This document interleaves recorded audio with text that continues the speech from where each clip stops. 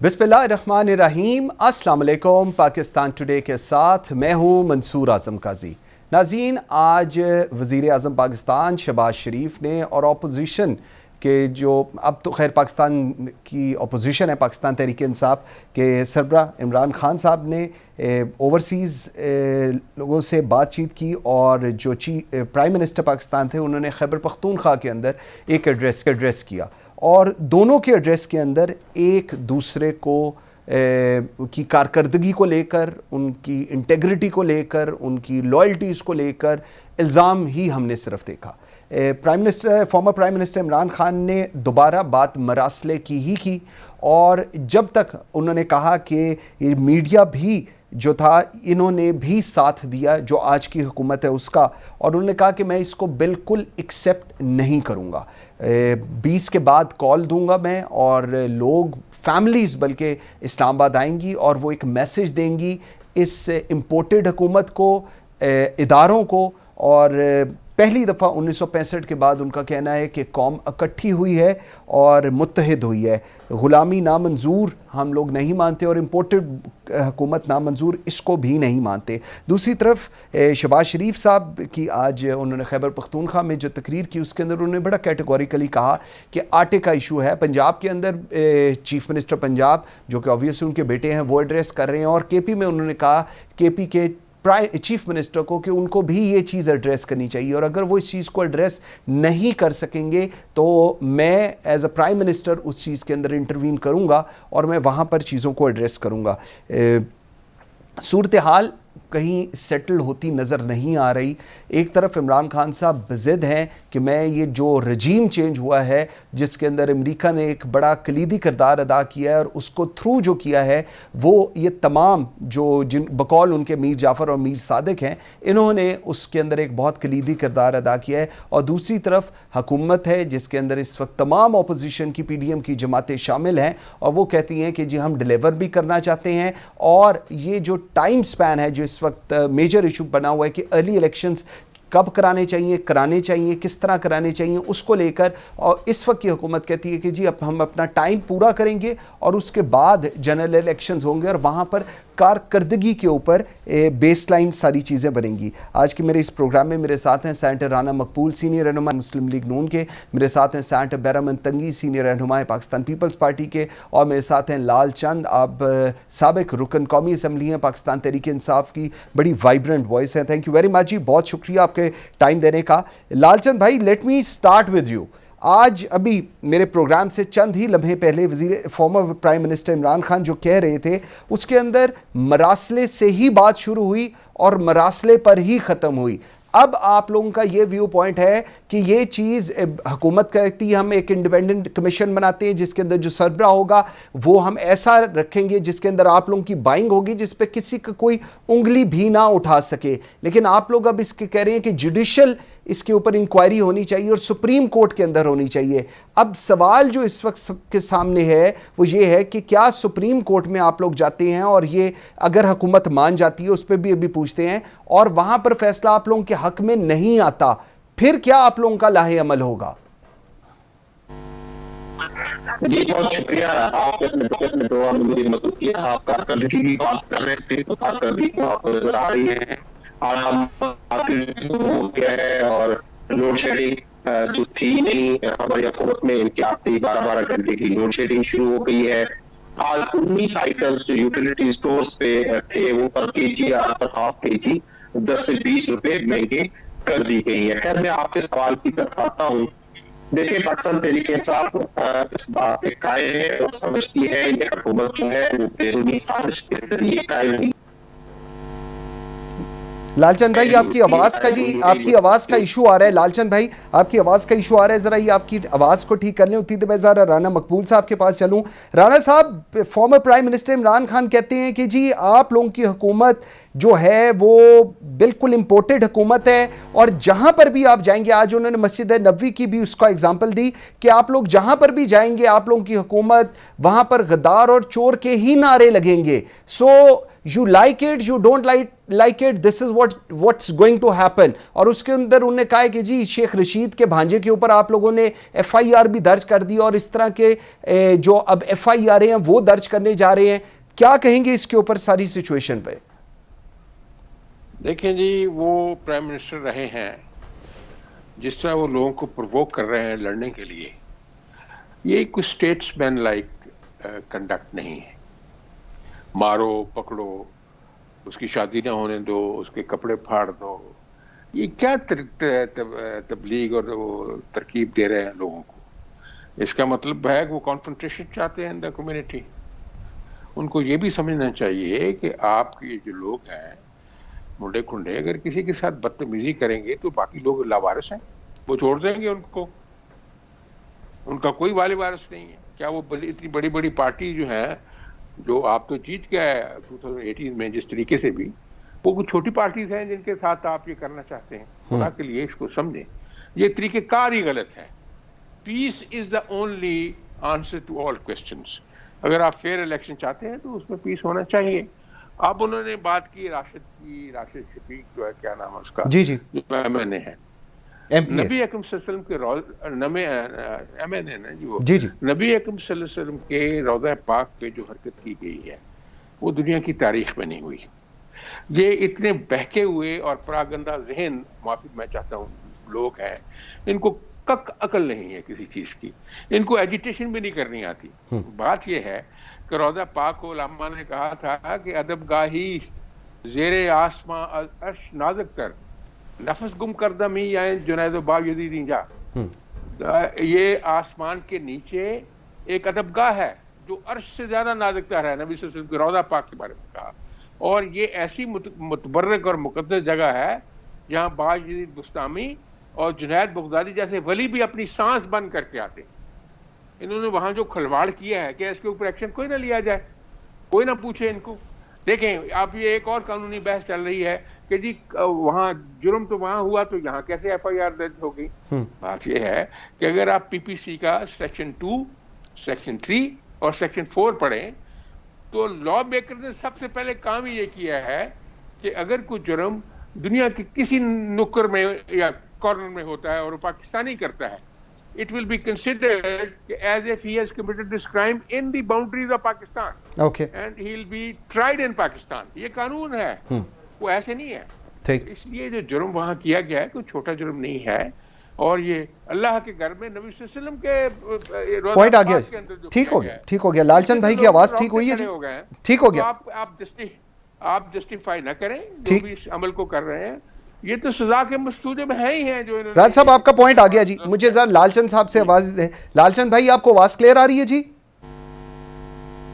मुझे आपकी आवाज आ रही है जी जी जी, आप कमेंट कीजिएगा जी। रान साहब ने भी अपना कमेंट दे दिया, आप जरा इस पे अब पाकिस्तान तहरीक इंसाफ, क्योंकि अब अगर हर जगह पर खान साहब का ये व्यू पॉइंट है कि गद्दार और चोर के ही नारे लगेंगे, तो फिर तो जो रान साहब अभी लॉ की सारी चीजें बता रहे हैं उसके हिसाब से तो रोज पाकिस्तान तहरीक इंसाफ वालों के ऊपर FIR कट रही होंगी जी, डेली बेस के ऊपर शायद 5, 10, 15, 20, क्योंकि अब तो रोजाना जलसे जुलूस होंगे और रोजाना ऐसी ही जबान इस्तेमाल की जाएगी जो मुझे फॉर्मर प्राइम मिनिस्टर की बातों से लगा है। जी देखिए, हमारा मौक़िफ़ ये है कि हम समझते हैं ये मौजूदा हुकूमत एक बैरूनी साजिश के तहत कायम हुई है और उसको नेशनल सिक्योरिटी कमेटी 2 दफा उसकी तौसीक कर चुकी है कि पाकिस्तान के अंदरूनी मामलात में मुदाखलत हुई, और वो अंदरूनी मुदाखलत जो है उसमें नो कॉन्फिडेंस मोशन का जिक्र था, और ये सारी बात हम बार बार कर रहे हैं। अब देखिए, मौजूदा हुकूमत अगर ये समझती है कि ऐसा नहीं है और ये जमहूरी तरीके से और पाकिस्तान के आइन के तहत ये हुकूमत कायम है, तो हम कोई इनसे ये नहीं कह रहे, कोई बड़ा मुतालबा नहीं कर रहे, हम सिर्फ ये कह रहे हैं कि आप सुप्रीम कोर्ट के जज की जो है उसमें सुपरविजन में एक कमीशन बना दे जो इस पूरे लेटर गेट को इन्वेस्टिगेट करे और ये इनके फैक्ट्स जो है अवाम के सामने ले आए। लेकिन आपने देखा ये हुकूमत जो है बार बार कोशिश कर रही है कि इस मामले को दफन किया जाए, इस मामले को छुपा लिया जाए। आपने जो इनकी इंफॉर्मेशन मिनिस्टर है मरियम औरंगजेब साहिबा, उनकी स्टेटमेंट भी कल आपने सुनी होगी कि हुकूमत एक कमीशन बनाने जा रही है जो इस ड्रामे को बेनकाब करेगी। ये नहीं कि इन्होंने कमीशन बनने से पहले उसको ड्रामा भी करार दे दिया और बेनकाब भी कर दिया। तो ऐसा कमीशन किसी भी काम का नहीं होगा। अगर इन्होंने थोड़ी सी इखलाकी जुर्रत है तो ये एक जो वाइब्रेंट किस्म का सुप्रीम कोर्ट के जज की जो है सरबराही में एक कमीशन बना दे। अब दूसरी तरफ आए, जब तक वो कमीशन बने तो हम इखलाकियात की बात कर लेते हैं और कानून की बात भी कर लेते हैं। जब से ये लेटर जो इमरान खान जो ले आए इस्लामाबाद के जलसे में सामने, उसके बाद ये लेटर हमने ऑफर की थी कि हम पार्लियामेंट को दिखाने के लिए तैयार हैं इन कैमरा, लेकिन अपोजिशन ने उससे इनकार किया था। लेकिन पाकिस्तान के अवाम ने हमारे जो प्राइम मिनिस्टर उस वक्त और ex prime minister Imran Khan, उसके बयान को कबूल किया है और वो उसकी सबूत ये है कि लाखों लोग उस दिन भी बाहर निकले और जो पेशावर, कराची, लाहौर, मियांवाली में जिस तरह से लाखों लोग जो है जलसों में निकल रहे हैं, ये इस बात का सबूत है कि लोग समझते हैं कि ये हुकूमत इंपोर्टेड हुकूमत है और इमरान खान की बात ठीक है। इनके पास एक ही तरीका है, समझते हैं कि ये मामला ठीक हो। आज हमजा शहबाज की भी एक स्टेटमेंट मैंने देखी है जिसमें उन्होंने कहा है कि इस मुल्क के मसाइल का हल फ्रेश इलेक्शंस में है। सारी पॉलिटिकल पार्टीज कह रही हैं फ्रेश इलेक्शंस होने चाहिए, लेकिन ये इक़्तिदार से चुपके रहना चाहते हैं। ये चाहते हैं कि किसी भी सूरत में हम इक़्तिदार को ना पॉइंट आ गया जी आपका, ठीक हो गया, ठीक हो गया। बहरमंद भाई, 2-3 चीजें हैं बड़ी इंपॉर्टेंट और आपकी तरफ बॉल आ गई है। एक तो फ्रेश इलेक्शंस की बात हो रही है, अभी लालचंद भाई भी कह रहे हैं, कल शेख रशीद साहब कह रहे थे कि फ्रेश इलेक्शंस कराने के सब हक में हैं, लेकिन आसिफ अली जरदारी साहब इस हक में नहीं है। दैट्स द मेजर रीजन कि फ्रेश इलेक्शन नहीं हो रही। दूसरी चीज, नेशनल सिक्योरिटी कमेटी का जो भी बयानिया सामने आया, जो चीज सरफेस हुई, आप लोग समझते हैं कि वो आप लोगों के हक में है, पाकिस्तान तहरीक इंसाफ समझ रही है वो उनके हक में है। उसके बाद साजिश और मदाखलत, इसमें पूरा मुल्क घूम गया हुआ है इस वक्त। आप लोगों ने कहा है, हुकूमत ने कहा है कि हम एक इंडिपेंडेंट कमीशन बनाते हैं, तो उस कमीशन का अगर हेड जो है, अगर वो सुप्रीम कोर्ट का जज बन जाए, तो बहरमंद भाई इसमें क्या मसला मसाइल आपको लगता है? बिस्मिल्लाहिर्रहमानिर्रहीम। मंसूर भाई, जहाँ तक आपके 3 सवाल मेरे सामने आ गए कि एक फ्रेश इलेक्शन जरदारी साहब के साथ, फिर आपकी जो सलामती कमेटी की जो जजमेंट है और फिर साजिश, तो मैं सबसे पहले फ्रेश इलेक्शन की तरफ आना चाहता हूँ कि देखिए, इमरान या उसकी टीम को या इमरान को उसकी जमहूरियत के लिए कुर्बानियों का, पाकिस्तान में मजबूत जमहूरियत के लिए उसकी कुर्बानी वो पूरी दुनिया के सामने है कि उसने जिस तरीके से अपोजिशन की है, जिस तरीके से उसने 4 साल हुकूमत की है और जिस तरीके से अभी वो अपोजिशन में जा रहे। पाकिस्तान पीपल्स पार्टी की इस मुल्क में जमहूरियत के लिए बहुत बड़ी कुर्बानियाँ हैं, जिसकी मिसाल गड़ी खुदाबख्श में 4 कब्रें हैं और 4 कब्रों के साथ साथ वहाँ हज़ारों वर्करों की कब्रें भी हैं और उसमें मेरे भाई के खून, शहीद बशीर तंगी के खून भी हैं। तो हम समझते हैं कि बहुत मुश्किल से हमने थर्ड टाइम ट्रांजैक्शन की है डेमोक्रेटिक प्रोसेस की तरफ। हम नहीं चाहते हैं कि हम टाइम से पहले एक हुकूमत अपना वक्त पूरा न करे। बेशक पार्लियामान के अंदर डेमोक्रेटिक प्रोसेस के जरिए तब्दीली आना चाहिए, वज़ीर-ए-आज़म चेंज होना चाहिए। जैसे हमारी हुकूमत में भी 2 वज़ीर-ए-आज़म चेंज हो चुके हैं, मुस्लिम लीग नून की हुकूमत में भी 2 वज़ीर-ए-आज़म चेंज हो चुके हैं, अभी भी डेमोक्रेटिक प्रोसेस जरिए चेंजेस आ चुकी हैं। हम चाहते हैं कि जमहूरियत के तसलसल हो, हम चाहते हैं कि हर हुकूमत अपनी मुद्दत पूरी करे। लेकिन फरीद साहब, ये इमरान और इसके किसी शहर में 4-5 हज़ार बंदों की डिमांड पर यह मुल्क नहीं चलेगा। ये इदारे उनके मर्जी पर नहीं चलेंगे।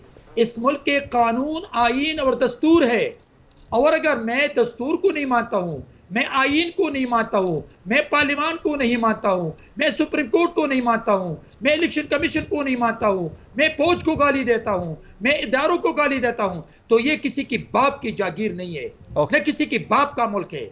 ये पाकिस्तान की 22 करोड़ आवाम का मुल्क है। इस मुल्क को आजाद करने के लिए हमारे बाप दादे बहुत बड़ी कुर्बानियां दी हैं। पॉइंट आ गया जी। उन लोगों को बेशर्म कहूंगा जो आज कहते हैं कि पाकिस्तान गुलाम है। पाकिस्तान आजाद मुल्क है। आज आप एंकर बैठे हैं, मैं यहां पर एक पार्लियामेंटेरियन बैठा हूं, इसलिए कि पाकिस्तान आजाद मुल्क है और पाकिस्तान में जमहूरियत है। बैरवंत भाई पॉइंट आ गया आपका।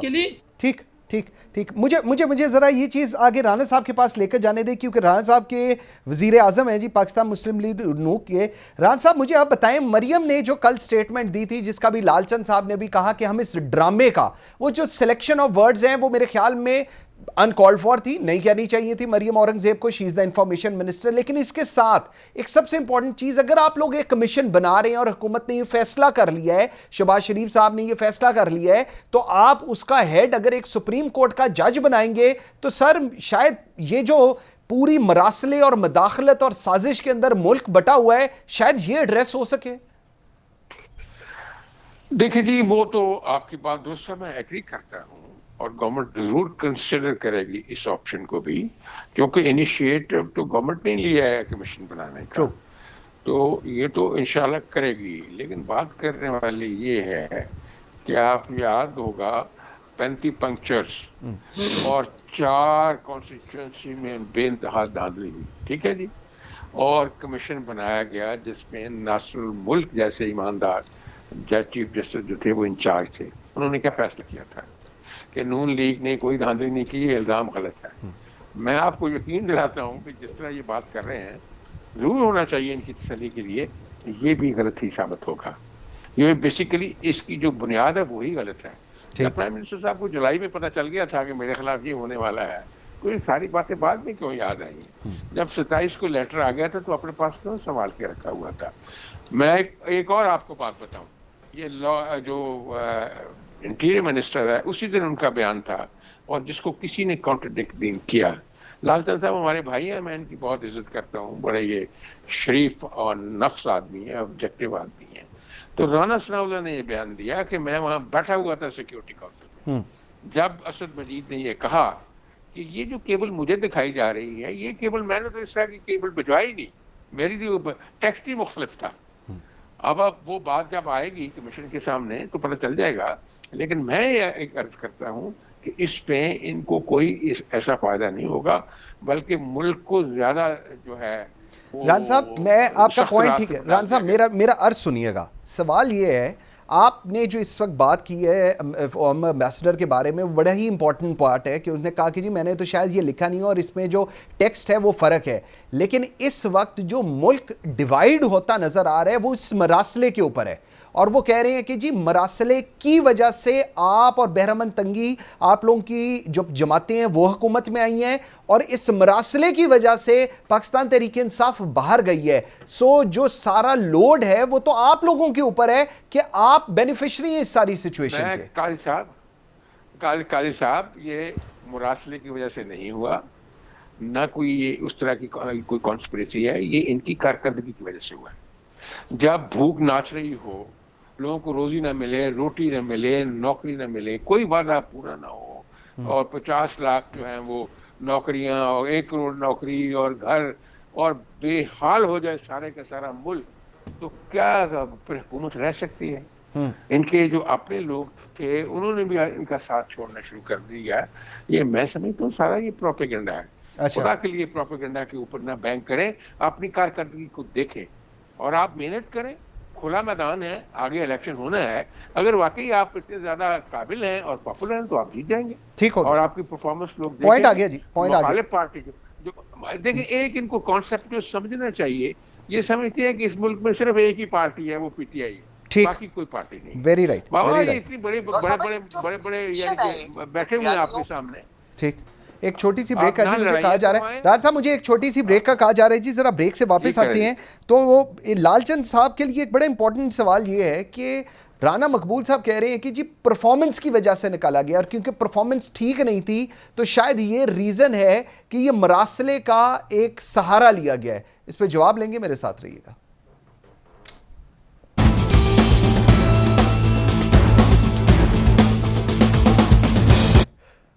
Welcome back after the break जी। लालचंद भाई, ब्रेक पे जाने से पहले आपसे एक बात हो रही थी जिसके ऊपर लालचंद साहब की जी कॉल ड्रॉप हो गई। बैरमंद भाई मुझे अब बताएं, परफॉर्मेंस, लालचंद भाई आ गए हैं जी। लालचंद भाई बताइएगा, आपके पास एक सवाल छोड़ गया था कि परफॉर्मेंस इशू है, राना मकबूल साहब कह रहे हैं कि आप लोगों का परफॉर्मेंस इशू है, दैट्स द रीजन आप लोग वोट ऑफ नो कॉन्फिडेंस से आउट हुए हैं। लेकिन आप जो मलबा है वो सारे मरासले के ऊपर डाल रहे हैं, जिसके कंटेंट के ऊपर जो राना मकबूल साहब बता रहे हैं वो तो बड़ी फर्क कहानी सिचुएशन बता रहे हैं हम सबको।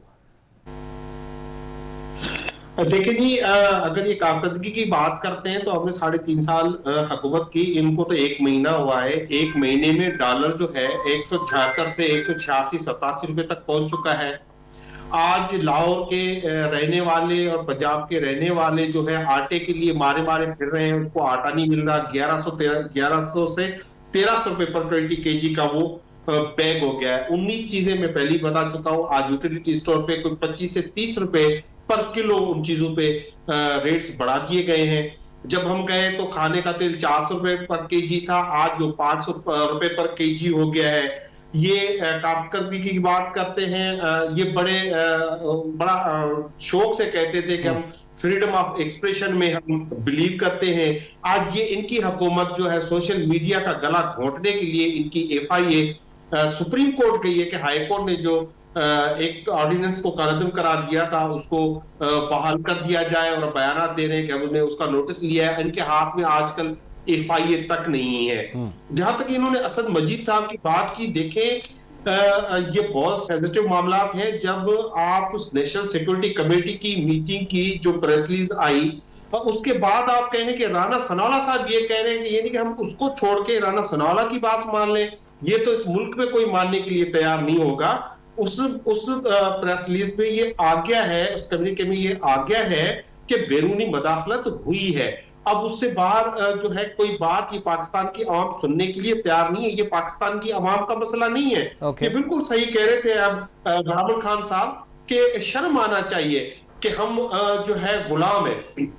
1947 में हमें आजादी मिली, जो एक वक्त के साथ इस आजादी को गिरवी रख दिया गया। अब एक लीडरशिप पाकिस्तान को मिली है, वो किसी सूरत नहीं चाहती कि इमरान खान जो है कभी नहीं चाहते कि ये मुल्क जो है गुलामी में गुजारे। वो उनकी एक आजाद खारजा पॉलिसी है और उसी के तहत जो हम मुकाबला करेंगे। और आप देखें, ये शर्म की बात करते हैं, इनको शर्म तब नहीं आई जब इन्होंने NRO लिया।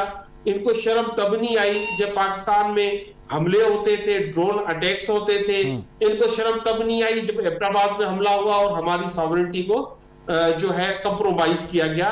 तो इनको सिर्फ इक़्तिदार चाहिए हर सूरत में, और ये इक़्तिदार के बगैर ये बिल्कुल ऐसे है जैसे पानी के बगैर मछली। अब इनको पॉइंट आखिरी चीज कहता हूं, इनको प्रॉब्लम क्या है? अगर सुप्रीम कोर्ट के जजेस पे इनको एतबार है तो उसको वो एक हेड करे, एक कमीशन बना दे, दूध का दूध और पानी का पानी। नहीं, बिल्कुल ठीक कह रहे हैं आप। और लालचंद भाई आपकी ये बात बड़ी वैलिड है, और मेरे ख्याल में सेनेटर राना मकबूल ने इस चीज़ को एंडोर्स भी किया, and I am sure of it कि ये प्राइम मिनिस्टर से he will talk about it. Behramand Tangi भाई, आपको भी मैं ज़रा ऑन बोर्ड लूँ इस चीज़ को लेकर। इस चीज़ में पाकिस्तान पीपल्स पार्टी को कोई एतराज़ तो आपको अपेरेंटली होता नज़र नहीं आ रहा कि अगर इस कमीशन को जो हुकूमत ने अनाउंस किया है उसको हेड एक सर्विंग जज जस्टिस ऑफ सुप्रीम कोर्ट कर लें, इसमें कोई एतराज़ आप लोगों को नज़र अपेरेंटली तो नहीं आता? फैसल, मैं सबसे पहले मंसूर भाई, मैं एक सवाल आगे जाना चाहता हूँ। जी कि आपने दोनों से सवाल किया कि परफॉर्मेंस के ज़रिए हुकूमत गई है, और इसने कहा लालचंद साहब ने कि ये मरासिले की और कंस्पिरेसीज़ की वजह से। मैं अपने इस भाई से पूछना चाहता हूँ कि आपकी कठपुतली ने जब हमने कानूनी रास्ता अपनाया, जो अपोजिशन का हक था, नो कॉन्फिडेंस मोशन जब हमने सबमिट किया, तो क्या आपकी कठपुतली ने नहीं कहा था कि मैं वेलकम करता हूं? क्या आपकी कठपुतली ने नहीं कहा था कि मैं इस दिन का इंतजार करता कि आप ये अदम एतमाद का ले आए? क्या आपके नालायक ने ये नहीं कहा था कि मैं इस दिन का इंतजार कर रहा था? और फिर आपके साथ मुत्तहिदा कौम मूवमेंट MKM, आपके साथ मुस्लिम लीग ख़ाब, आपके साथ भुक्ति का पार्टी, आपके साथ मैंगल की पार्टी, आपके साथ आज़ाद मिने, जब मिल रही थी और फिर जहांगीर तरीन ने जाजी भर भर के आपके बनीगाला में हुकूमत बनाई, तो ये मुझे लालचंद साहब बता सकते हैं कि वो मरासिला किसका था उस वक्त। और फिर जब उन लोगों ने अपने मंशूर, अपने मैनिफेस्टो, अपने प्रोग्राम के मुताबिक देखकर नालायक, ना समझ, कठपतली, करप्ट प्राइम मिनिस्टर को देखा कि इसने मुल्क और इदारों को तबाह किया, तो उसने अपने मंशूर के मुताबिक अपनी पार्टी के साथ मीटिंग करके बैरहमंद भाई, ठीक है बैरहमंद भाई, मुझे एक बात का जवाब दें। मैं बैरहमंद भाई आपसे ही पूछ रहा हूं, आपने अभी ये बहुत सारी चीजें और बातें कही मरासले को लेकर।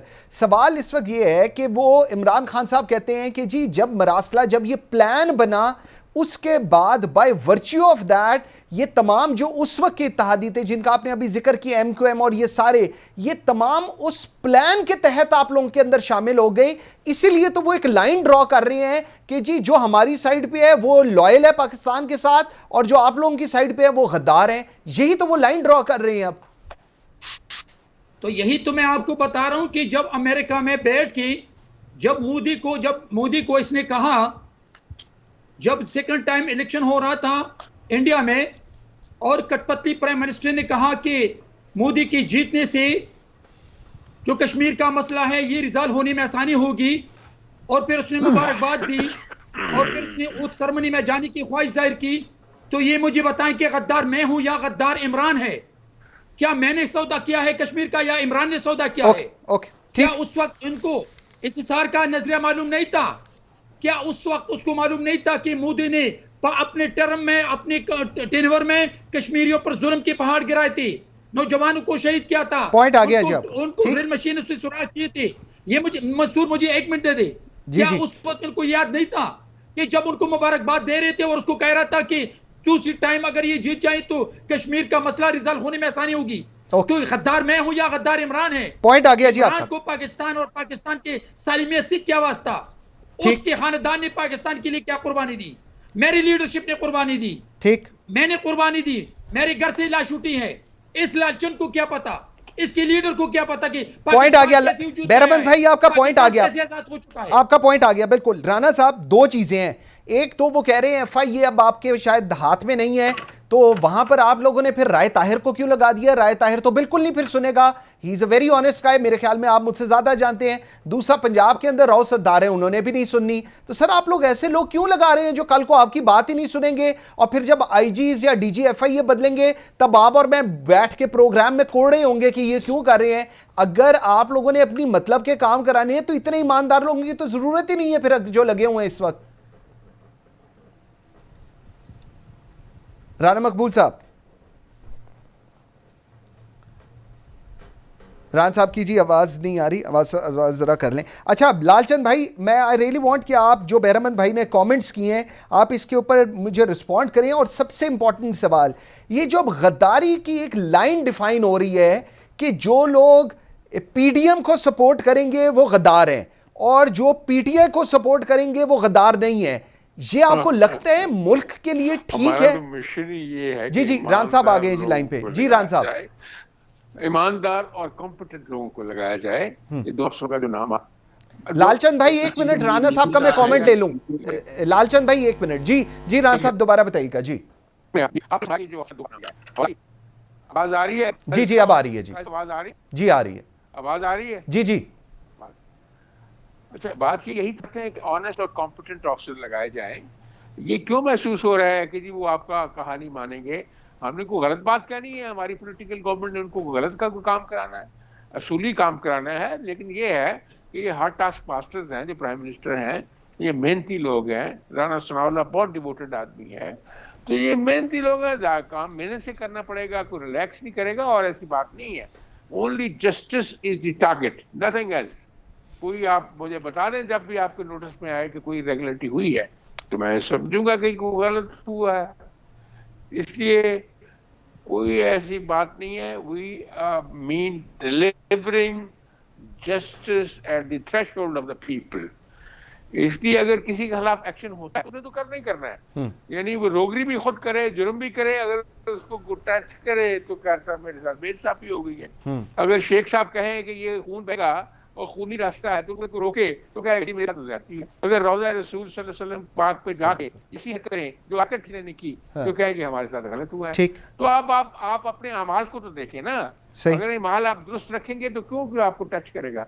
अगर आप इस तरह के करेंगे कि लड़ लो, मर लो, खा जाओ, पी जाओ और अलाव जला दो तो फिर आपके खिलाफ एक्शन तो होगा। रान साहब आपका पॉइंट आ गया जी, लालचंद भाई ठीक हो गया, रान साहब पॉइंट आ गया बिल्कुल जी, ठीक है।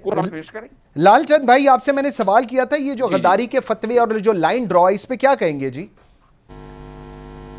जी देखिए, बिल्कुल आप जो बात कर रहे हैं वो ठीक नहीं है, मैं समझता हूँ। इमरान खान ने कहा कि बहुत सारे लोग हैं, जैसे बरहमान खान जैसे शरीफ लोग हैं, इन बेचारों को थोड़ी पता है कि इनकी लीडरशिप कहाँ से क्या सौदेबाजी कर रही है, लंदन में क्या सौदेबाजी हो रही है। हाँ। हम ये कहते रहे हैं कि जो इनका साथ दे रहा है उनको बहुत सारे लोगों को ये पता नहीं है कि वो इस मुल्क में एक इम्पोर्टेड हुकूमत का साथ दे रहे हैं, और यही वजह है कि हम चाह रहे हैं, और यही वजह है कि ये हुकूमत, जैसे इन्होंने पहले सवाल किया कि हमने नहीं कहा था कि अदम एतमाद पे हमें खुशी होगी। यस, हमें खुशी हुई, और ये पाकिस्तान की अवाम के सामने ये सब कुछ पहली दफा आया है कि पूरे पाकिस्तान ने देखा है कि यहाँ पे जो है रिजीम चेंज कैसे होती है, बैरूनी साजिशें कैसी होती हैं, कैसे लोग उसके आलाकार बनते हैं, और किस तरह जो है हुकूमतों को हटाया जा सकता है जो पाकिस्तान के अवाम के वोटों से आई होती है। तो ये अदम एतमाद ला है, हमें उससे कोई नुकसान नहीं हुआ, हमें उससे खुशी हुई है।